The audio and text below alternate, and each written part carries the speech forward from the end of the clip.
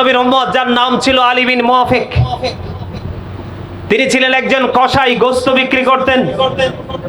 আমাদের এই সমাজ কিন্তু কসাইকে ভালো চোখে দেখে না, ঠিক কিনা বলেন? তিনি কি করতেন? গোশত বন্ধ বিক্রি করতেন। তিনি ছিলেন একজন কসাই। তিনি বন্ধুরে আবার আল্লাহ রাব্বুল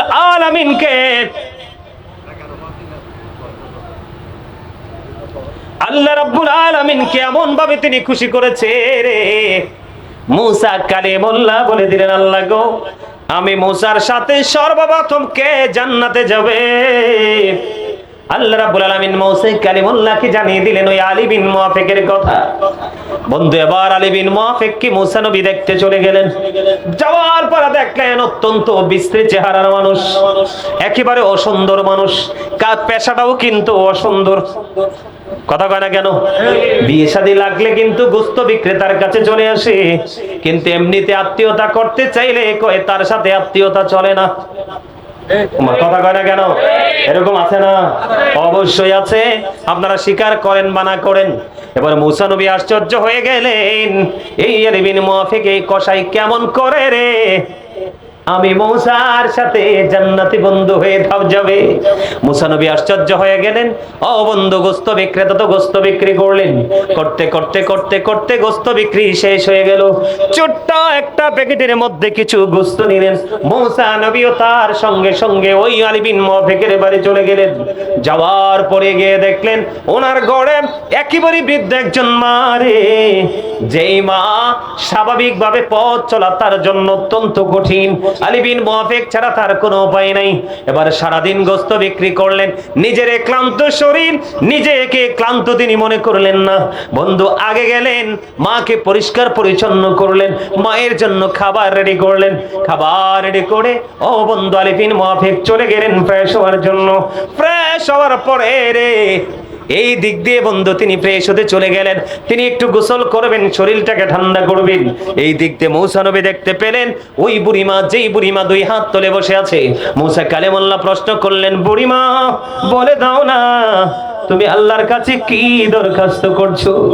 এবার ওই আলী বিন মুআফিকের মা বলে, আপনি কে গো, আপনার কাছে বলে আমার কি লাভ হবে? কই তুমি আমাকে বলো না, আমার একটুখানি জানতে মনে চায়।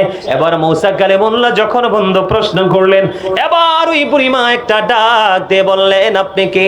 এবার মুসা কালিমুল্লাহ বললেন, আমি দুনিয়ার কোনো সাধারণ মানুষ নই, আমি আল্লাহর নবী মুসা। এই কথা শোনার পরে বুড়িমা আশ্চর্য হয়ে গেলেন, নবী নবী গো, আমার এই সন্তান আমাকে এত বেশি ভালোবাসে, আমাকে এত বেশি মহব্বত করে, আমাকে এত বেশি কেয়ার করে, আমি এত বেশি সন্তুষ্ট আমার এই সন্তানের প্রতি।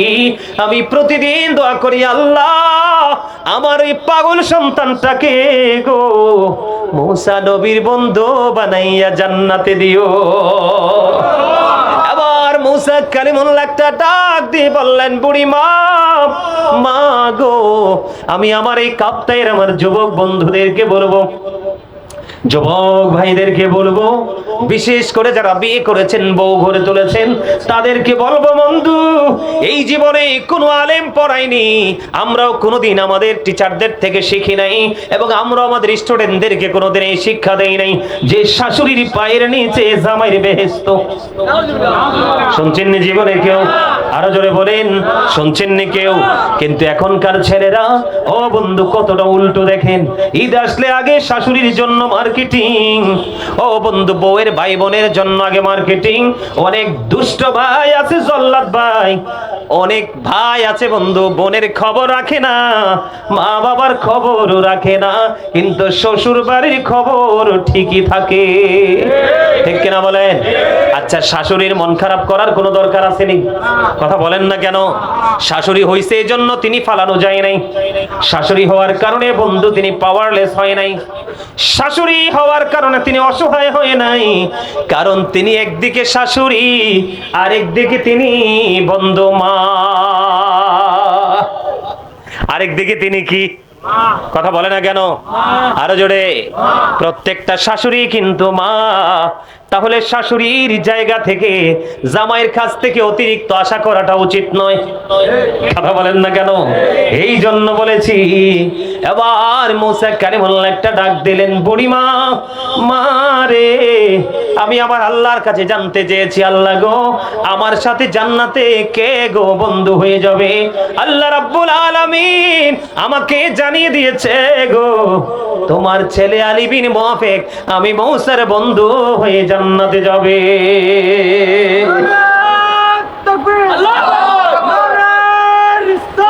ইয়া রাসূলুল্লাহ, ইয়া গাউসুল আজম, জিন্দাবাদ জিন্দাবাদ। সুন্দর হয়েছে স্লোগানটা, হয়েছে না? আরো জোরে বলেন। তাহলে কি করতে হবে? মা বাবাকে ভালো বাসতে হবে, তাকে সম্মান করতে হবে। যদি তাকে অসম্মান করেন, বাবা মার কোনো ক্ষতি হবে না, দিন শেষে ক্ষতি কিন্তু আপনারই হবে। ঠিক কিনা বলেন? সম্মানিত উপস্থিতি, আল্লাহ যেন আমাদের সবাইকে মা বাবাকে ভালোবেসে সম্মান করে মর্যাদা দিয়ে আমরা পথ চলতে পারি। আল্লাহ যেন আমাদেরকে সেই তৌফিক দান করে। সকলে বলুন আমিন। আরো জোরে বলেন আমিন। আমরা মা বাবাকে ভালোবাসবো তো? যখন মায়ের বস্ত্রের প্রয়োজন হবে আমি তাকে বস্ত্র দিব, যখন সে অসুস্থ হয়ে যাবে তাকে আমি সেবা দিব, ডাক্তারের কাছে নিয়ে যাব, যখন সে ক্ষুধার্ত থাকবে আমি তখন তার খাবারের ব্যবস্থা করব।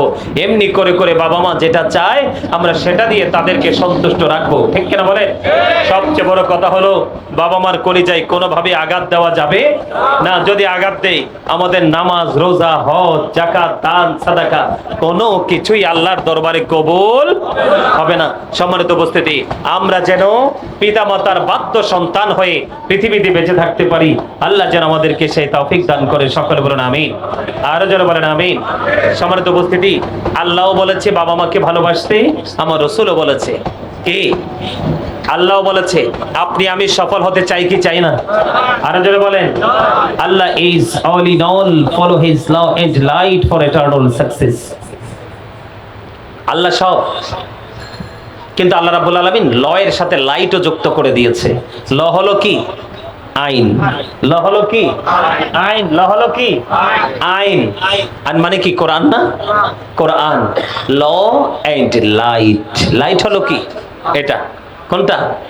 আরো জোরে। এটা লাইট না? বাংলাতে কি বলি? আলো। ইংলিশ এটাকে লাইট। এটা লাইট কিন্তু ইংরেজি শব্দ। আর বাংলাতে কি বলি? আলো। আর আল্লাহর কোরআনের ভাষাটাকে কি বলা হয়? নূর। কি? নূর। সম্মানিত উপস্থিতি, law and light for eternal success. যদি তুমি ল এন্ড লাইট দুটোকেই তুমি ফলো করতে পারো তাহলে তুমি চিরস্থায়ী সফলতা অর্জন করতে পারবে। মানে চিরস্থায়ী ভাবে তুমি সফল হয়ে যাবে।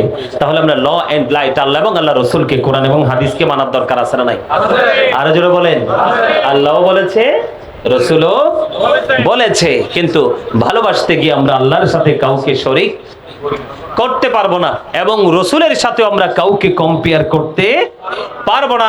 ইয়া হাবিবাল্লাহ, নবী, নবী গো, এই পৃথিবীর বুকে আমার কাছ থেকে সবচেয়ে ভালো, সবচেয়ে মধুর, সবচেয়ে মিষ্টি আচরণ পাওয়ার হক আর বেশি গো নবী? আমার নবীজি বললেন, করা উম্মুকা, তোমার মা। প্রশ্ন করা হলো, করা সুম্মা মান, নেক্সট টাইম কে? তারপরে কে? রাসূল আবার বললেন, করা উম্মুকা, তোমার মা। আবার প্রশ্ন করা হলো, করা সুম্মা মান, তারপরে কে গো নবী? আবার নবীজি বললেন, করা উম্মুকা, তোমার মা। আবার প্রশ্ন করা হলো, করা সুম্মা মান, তারপরে কে? আমার নবীজি বলে দিলেন, করা আবুকা, তোমার বাবা। জোরে জোরে বলেন একবার সুবহানাল্লাহ।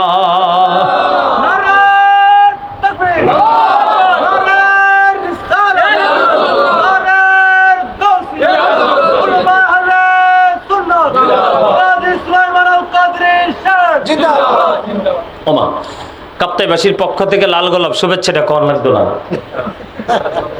কি লাল গোলাপ শুভেচ্ছা দেওয়া লাগতো না? ওমা, অনেকে দেখছি, আর এটা বলছি তো হাসানের লাই, আপনারা দিয়ে অনেকে গোমরা হয়ে বসে রয়েছেন, মনে হইতেছে আমি বোম মারবো, এখন ব্রাস্ট হয়ে যাবে। হ্যাঁ মিয়া, গোমরামুখী মানুষ হার্ট অ্যাটাকে মারা যায়। আমি যদি রাসূলের আদর্শ নিয়ে আলোচনা করি পাগল হয়ে যাবেন তো। আল্লাহ রসুল বলেছেন এই যুগের মানুষ বেশি হার্ট অ্যাটাকে মারা যায় না, কথা কয় না, মানে স্ট্রোক করে মারা যায় না। অনেক মানুষ স্পট ডেড হয়ে যায়, হয় কি হয় না? কথা বলেন, হয় কি হয় না? মারা যায় না?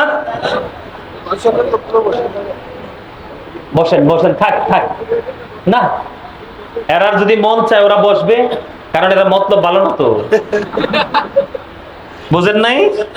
মতলব ভালো না, মনে করতেছেন শুটিং চলতেছে তো যা শুটিং স্পট একটু শুটিং দেখে চলে যাই, বুঝেন নাই? এরা এরা চিন্তাধারা ভালো না। আইসে সবার তালে তালে একজন ঢুকছে, লগে লগে আরেকজন ঢুকছে, আসলে কেন ঢুকছে এটাই জানে না। মামা কেন বলছি জানেন? আর একটু হাসানোর জন্য। এদিকে তাকান, মাঝে মাঝে হাসবেন, তবে অতিরিক্ত না, অতিরিক্ত হাসলে মানুষের অন্তর মানা যায়।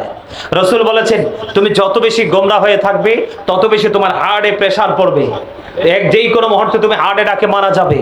এই জন্য রসুল বলেছেন মানুষের সাথে কমিউনিকেশন বাড়াও, মানে যোগাযোগ বাড়াও, বন্ধুত্ব করো, ফ্রেন্ডশিপ তৈরি করো, মাঝে মাঝে কথা বলো, হাসো, তখন তোমার মন ফ্রি হয়ে যাবে। তোমার মন যখন ফ্রি হয়ে যাবে, হার্টও ফ্রি। একটা মানুষের হার্ট যত ফ্রি তার জীবন তত ফ্রি। এটা বানানো কথা না, এটা হাদিস শরীফ। সুবহানাল্লাহ বলেন। সত্যি করে বলেন তো, এখনকার মানুষ কি হাসে? আরে বাপ রে বাপ, কতটুকু আছে আমি জানি না, কিন্তু ভাব দেখলে মনে হয় কয়েক হাজার কোটি টাকার মালিক। আচ্ছা মানলাম তুমি হাজার কোটি টাকারই মালিক, কিন্তু এই হাজার কোটি টাকার মালিকানায় তো আর কেউ নাই, তুমিও তো। তো তুমি হাজার কোটি টাকার মালিকানা দেখে ভাব দেখে লাভ কি? টাকা তো কেউ নিবে না, তুমিও তো কাউকে দিবে না, ঠিক কিনা বলেন? তোমার সম্পদ, তোমার আভিজাত্য তোমার কাছে থাকুক, কিন্তু রসুলের আইনটা মেনে একটু চলো, তোমার এটাও ঠিক থাকবে, এটাও ঠিক থাকবে, তোমার হাসরও ঠিক, ঠিক কিনা বলেন? আরো জোরে। কয়বার বলেছেন মায়ের কথা? তিনবার বলেছে বন্ধু মায়ের কথা। আমার রাসূল জানিয়ে দিলেন মা মা মা, তিনবার বলেছে মা গো। এই মা তোমাকে যদি বন্ধু, এই বাবা তোমাকে যদি বন্ধু, সমস্ত সম্পত্তি থেকেও যদি তোমাকে বঞ্চিত করে দেয় রে, আমার রাসূল বলেছে তোমার বাবা মা যদি তোমাকে ত্যায্য পর্যন্ত করে দেয়, তারপরেও তুমি তোমার বাবা মার অবাধ্য হইও না। বন্ধুরে আবার কত হার্ড বিষয় দেখেন, আমার রাসূল বলে দিয়েছেন ওয়া'বুদুল্লাহ ওয়া লা তুশরিকু বিহি শাইয়্যান ওয়া বিল ওয়ালিদাইনি ইহসানা।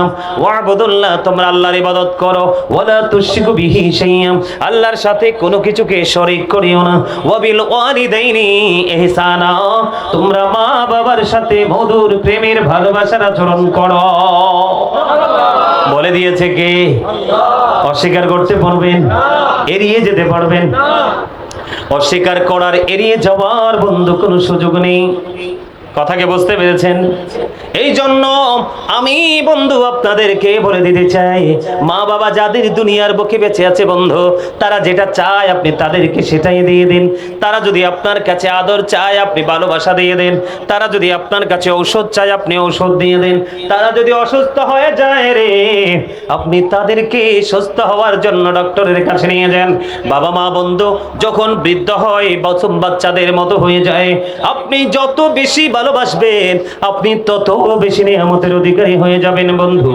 আমি যদি আপনাদেরকে একটুখানি বলে দিতে চাই বন্ধুরে আমার, বাবা মার মর্যাদা কত রে, বাবা মার ইজ্জত কত, সম্মান কত, যদি আমি একটুখানি আপনাদেরকে বলে দিতে চাই।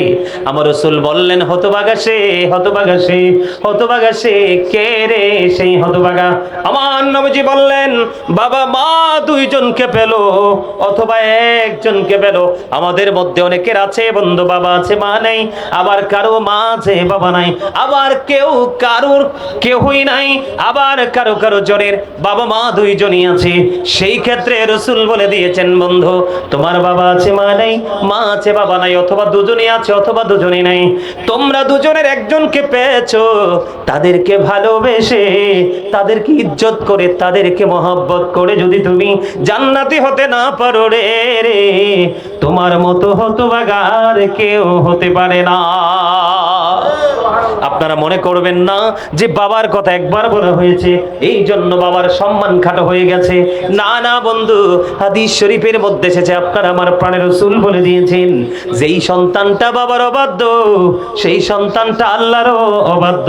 যেই সন্তানকে বাবা সহ্য করতে পারে না রে, ও কাপ্তাইর আমার ভাই, আমার বাবা, আমি আমার মা বোনদেরকে ডেকে ডেকে বলতে চাই গো, তুমি যদি মনে করো বাবার কথা একবার বলেছে এই জন্য বাবার ইজ্জত কমে গেছে, না না না, বাবার ইজ্জত কমে নাই, বাবার সম্মান কমে নাই, বাবার মর্যাদা কমে নাই বন্ধু।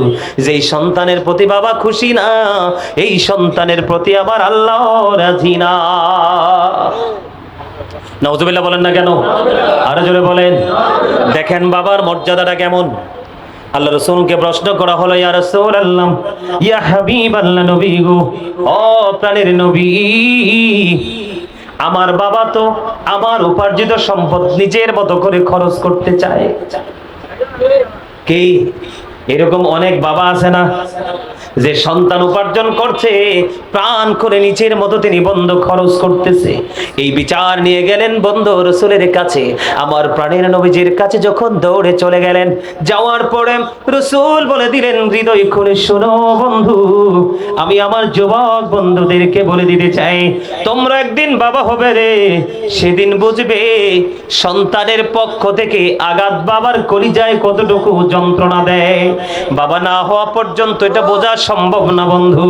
আমার রাসূলের কাছে গেলেন, নবী, নবী গো, আমার সন্তান, আমার বাবা আমার উপার্জিত অর্থ নিজের মতো করে খরচ করতে চায়। এই কথাটা বলতে দেরি আমার রাসূল বন্ধু জানিয়ে দিলেন, শুধু তোমার উপার্জিত সম্পদ নয়, তুমি নিজেও তোমার বাবার সম্পদ।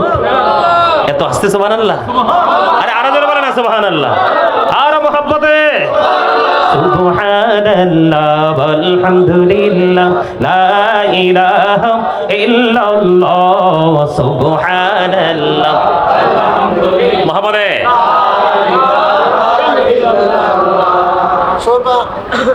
যখন আমি জিকির করব আপনারা খেয়াল করবেন আমি জিকিরটা কোন তালে করছি। এখনকার যুগের মানুষ এত বোকা না যে বোঝে না। আর আপনারা যেহেতু বাজারের আশেপাশের মানুষ, আমি মনে করি আশপাশের চেয়ে সবচেয়ে চালাক মানুষ বাজারে বসবাস করতে পারে। বোকা মানুষ কিন্তু বাজারে চান্স পায় না, জানেন না কথা কথা কেন? বাজারে 36 জাতের মানুষ থাকে। কত জাত? এই 36 জাতের মানুষকে কন্ট্রোল কইরা বাজারে ব্যবসা করতে হয়, ঠিক কিনা বলেন? এজন্য বলছি আপনারা অত বোকা না। একটু মজা কইরা প্রাণ খুললা সবাই একটু জিকির করেন, সুবহানাল্লাহ, লা ইলাহা ইল্লাল্লাহ, সুবহানাল্লাহ, আলহামদুলিল্লাহ, লা ইলাহা ইল্লাল্লাহ, লা ইলাহা ইল্লাল্লাহ, লা ইলাহা আরশ কুরসি লৌহ কলম সৃষ্টি জাহান ওসিলা, আরশ কুরসি লৌহ কলম সৃষ্টি জাহান ওসিলা, যে আল্লাহ খুশি হইয়া নাম রাখলেন হাবিবুল্লাহ, সুবহানাল্লাহ, আলহামদুলিল্লাহ, লা ইলাহা ইল্লাল্লাহ, সুবহানাল্লাহ, আলহামদুলিল্লাহ, লা ইলাহা ইল্লাল্লাহ, লা ইলাহা ইল্লাল্লাহ, লা ইলাহা ইল্লাল্লাহ, শাহাদাতের বাণী ঠোঁটে আসিলেন কামলিওয়ালা, শাহাদাতের বাণী ঠোঁটে আসিলেন কামলিওয়ালা, মক্কাতে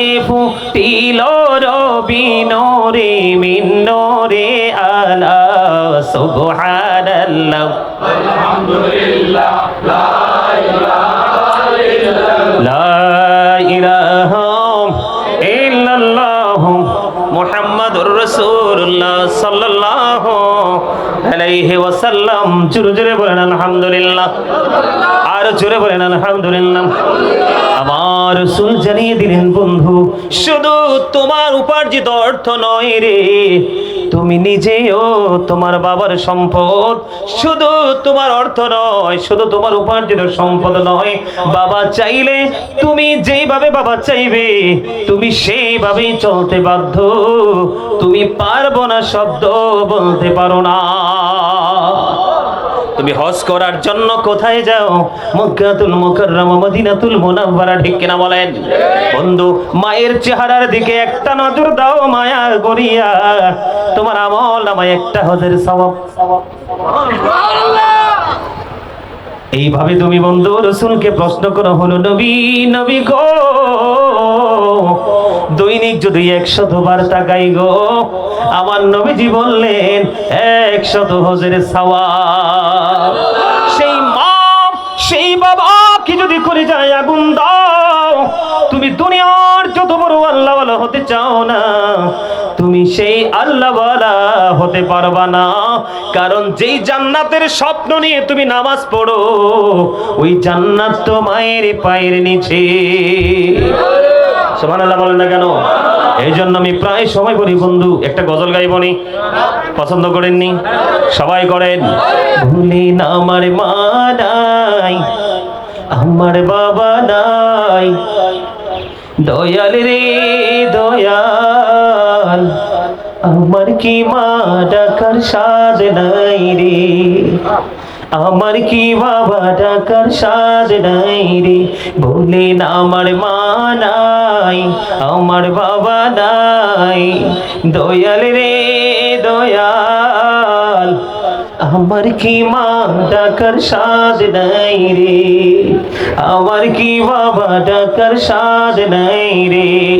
ঘরে যাইয়া সবাই দেখে মা জননীর মুখ, বাবা যখন মাথায় হাতে ভুলে যাই সব দুঃখ। আমার মা নাই, আমার বাবা নাই, দয়াল রে দয়াল, আমার কি মা ডাকার সাদ নাই রে, আমার কি বাবা ডাকার সাদ নাই রে। বলিন শয়নে স্বপনে শুধু মা,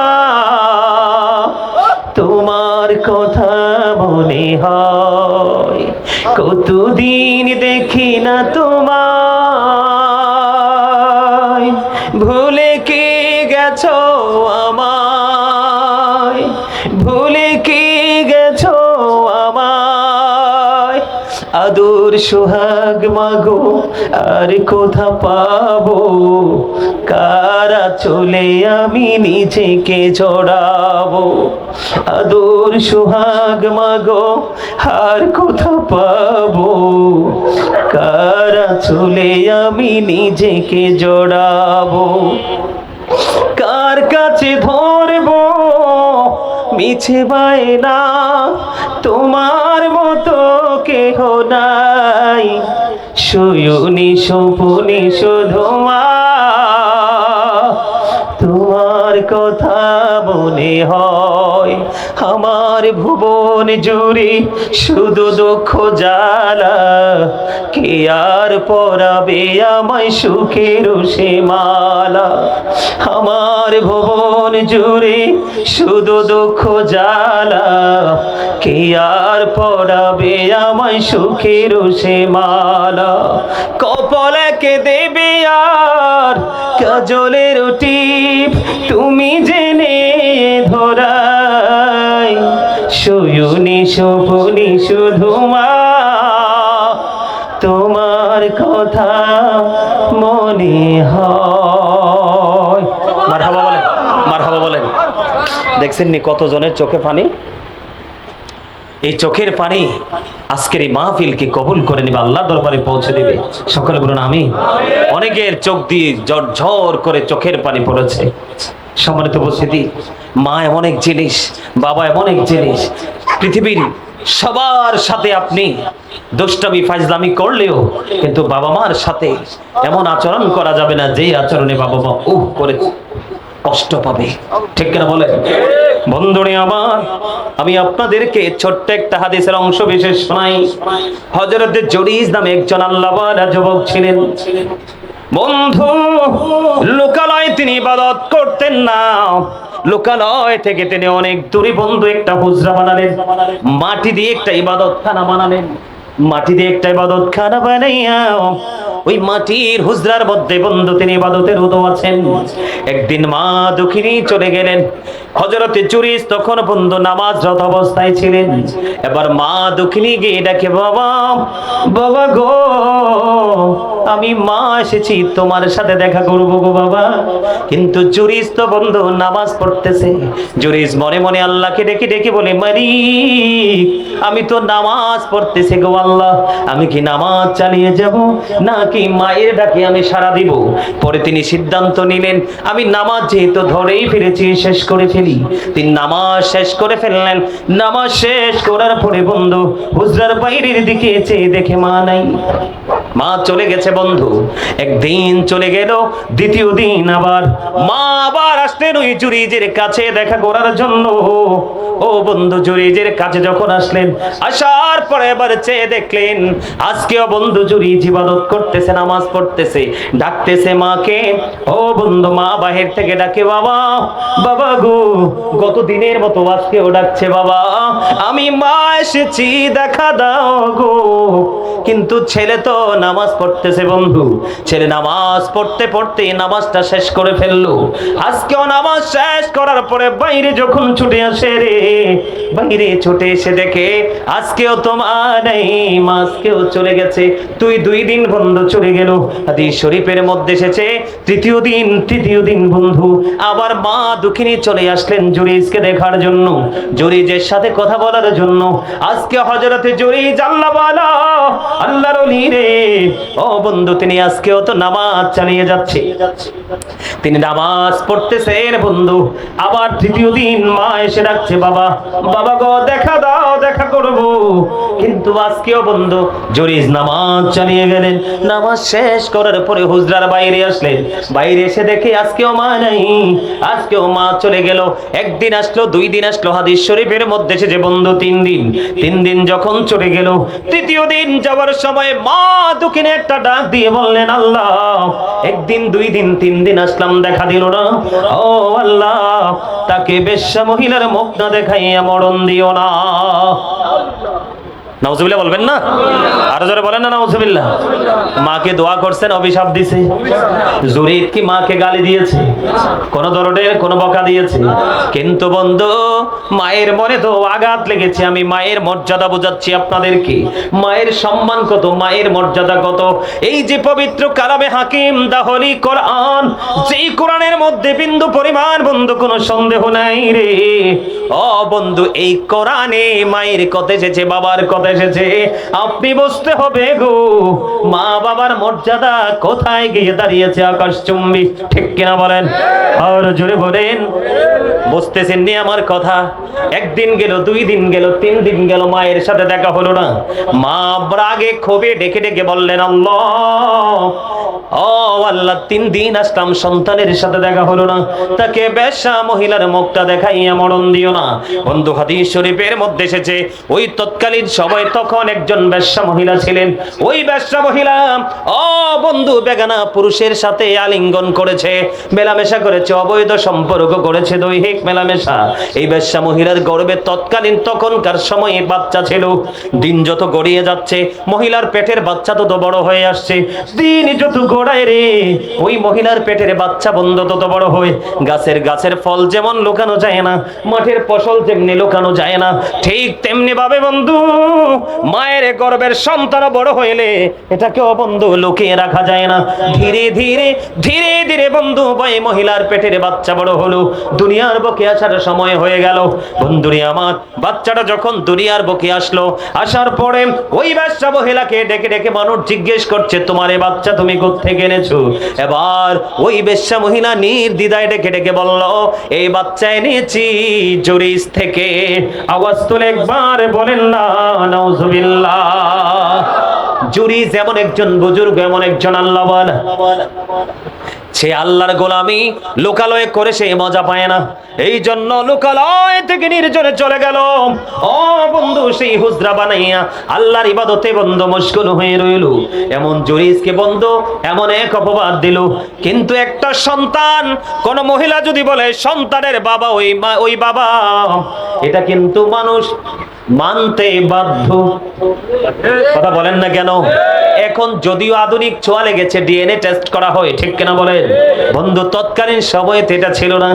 যখন এই বেশ্যা মহিলা বললেন, সবাই একটু জিকির করেন, আল্লাহ আল্লাহ আল্লাহ আল্লাহ।